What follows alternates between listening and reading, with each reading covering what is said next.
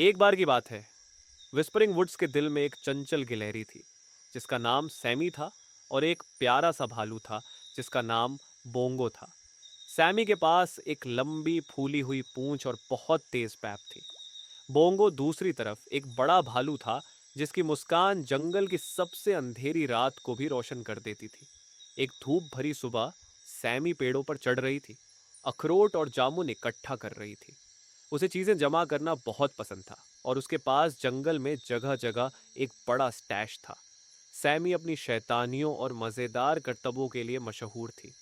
Pongo, जो हमेशा भूखा रहता था, सैमी को बड़ी दिलचस्पी से देख रहा था। अरे सैमी, बोंगो ने अपने बड़े हाथों को फैलाते हुए पुकारा, आज तुम क्या कर रही हो? ओ, बस अपने अखरोट इकट्ठा कर रही हूँ, सैमी ने जवाब दिया और अपने भरपूर गालों में कुछ अखरोट डाल ली। क्यों ना तुम भी मेरी मदद करोगे? मेरे पास एक अखरोट थीम वाली पार्टी का नया आइडिया है। बोंगो की आंखें खुशी से चमक उठीं। अखरोट थीम वाली पार्टी? ये तो मजेदार लगती है। मुझे क्या करना होगा? ठीक है, सैमी ने एक चुलबुली मुस्कान के साथ कहा, हमें सजावट के लिए बहुत सारी रंग बिरंगी पत्तियों की जरूरत है। क्या तुम इसे संभाल सकोगे? पोंगो खुशी से झूम उठा। यह काम मेरे लिए है, उसने उत्साह के साथ कहा। लेकिन बोंगो एक भालू होने के नाते थोड़ा अजीब और लापरवाह था। वह जंगल में रंगीन पत्तियों की तलाश में चला गया। इस बीच सैमी अखरोटों को अच्छे से सजाने में व्यस्त थी। उसने नट्टी किले का निर्माण किया था जो कि अखरोटों और पाइन कोन्स से बना था। सैमी ने सोचा कि जब उसके दोस्त उसकी इस शानदार रचना को देखेंगे तो उनके चेहरे पर खुशी देखनी कैसी लगेगी। बोंगो दूसरी ओर थोड़ी परेशानी में था। वह एक बहुत ऊंचे पेड़ से पत्तियां तोड़ने की कोशिश कर रहा था। उसने ऊंचाई पर चढ़कर एक चमकदार लाल पत्ते को पकड़ने की कोशिश की, लेकिन गलती से एक बेतरतीब पक्षी को पकड़ लिया। ओ माफ करना पक्षी भाई, बोंगो ने कहा जल्दी से पक्षी को छोड़ते हुए। पक्षी उड़ गया और बहुत ही परेशान नजर आया।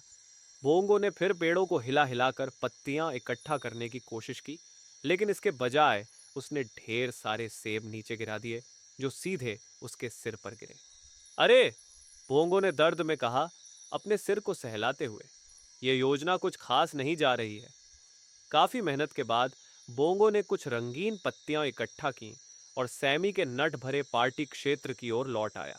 सैमी, जो नट्टी खेल की व्यवस्था में व्यस्त थी, ने बोंगो को देखा और दौड़ते हुए उसके पास गई। वाह बोंगो, ये पत्तियां शानदार हैं, सैमी ने कहा। तुमने बहुत अच्छा काम किया है। बोंगो ने गर्व से मुस्कुराते हुए जवाब दिया, हालांकि उसकी खाल सेबों और टहनियों से भरी हुई थी। धन्यवाद सैमी। उम्मीद है कि पार्टी उतनी ही मजेदार होगी जितनी कि पत्तियां इकट्ठा करना थोड़ी अजीब सी। सजावट पूरी हो गई थी और पार्टी के लिए सब कुछ तैयार था। सैमी और बोंगो ने अपने दोस्तों को आमंत्रित किया। चहचहाते पक्षी, शैतान रैकून और समझदार पुराना उल्लू, सभी ने नट्टी किले और रंगीन पत्तियों की सजावट की सराहना की। जैसे ही पार्टी शुरू होने ही वाली थी, सैमी ने एक नई योजना बनाई। चलो, एक अखरोट फेंकने की प्रतियोगिता करते हैं, उसने सुझाव दिया। जो भी सबसे दूर अखरोट फेंकेगा वह जीत जाएगा। जानवर खुशी से चिल्लाए और प्रतियोगिता शुरू हो गई। सैमी तेज और फुर्तीली थी, अखरोटों को बहुत अच्छी तरह से फेंक रही थी। बोंगो दूसरी ओर उतना कुशल नहीं था।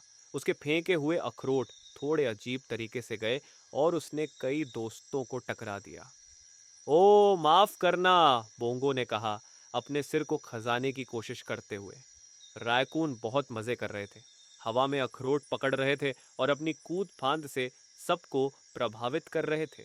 पुराना उल्लू ने भी अपने पंखों का इस्तेमाल करने की कोशिश की, लेकिन वह कुछ पत्तियों में उलझ गया। जैसे ही सूर्य ढलने लगा, सैमी और बोंगो ने सोचा कि अब समय आ गया है नट्टी सरप्राइज का।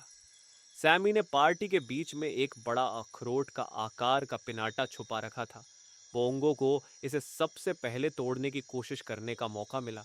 बोंगो ने एक लकड़ी के साथ पिनाटा पर हमला किया, लेकिन ज्यादा उत्साही होकर उसने इसे गलत जगह पर मारा और चक्कर में घूम गया। अरे, मैं चकरा रहा हूं, बोंगो ने कहा, संतुलन बनाने की कोशिश करते हुए। सैमी, जो हंसी को रोक नहीं पा रही थी, मदद के लिए आई। यहाँ मैं तुम्हारी मदद करती हूँ, सैमी ने कहा। उसने कुछ सही धक्के लगाए और आखिरकार पिनाटा फट गया और सभी पर अखरोट, मिठाइयाँ और छोटे खिलौने गिर पड़े। जानवर खुशी से झूम उठे और अपने अपने हिस्से के गुडीज इकट्ठा करने लगे। पोंगो, जो अब भी थोड़ा चकराया हुआ था, एक आरामदायक जगह पर बैठ गया और अखरोट खाकर खुश हुआ। पार्टी शानदार रही। सैमी और बोंगो खुशी से अपने दोस्तों को मस्ती करते हुए देखकर खुश थे।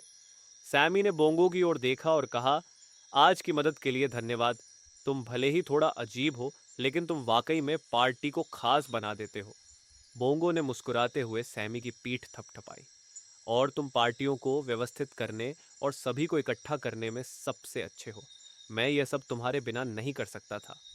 जैसे ही तारे आकाश में चमकने लगे और जानवर घर जाने लगे, सैमी और बोंगो ने एक साथ बैठकर थके हुए लेकिन खुश महसूस किया। तुम्हें पता है, सैमी ने कहा, मुझे लगता है कि हम एक शानदार टीम है। मैं भी यही सोचता हूँ, बोंगो ने जवाब दिया। कौन जाने अगली बार हम कौन सी नई मुठभेड़ करेंगे। और इस प्रकार सैमी और बोंगो घर की ओर लौट गए, अपने अगले बड़े साहसिक कार्य के सपनों को देखने के लिए तैयार। और यही है सैमी गिलहरी और बोंगो भालू की मजेदार मुठभेड़ का अंत। हमारे साथ जुड़ने के लिए धन्यवाद। और अधिक मजेदार कहानियों और रोमांचक साहसिक कार्यों के लिए सब्सक्राइब करना ना भूलें। अगली बार मिलते हैं।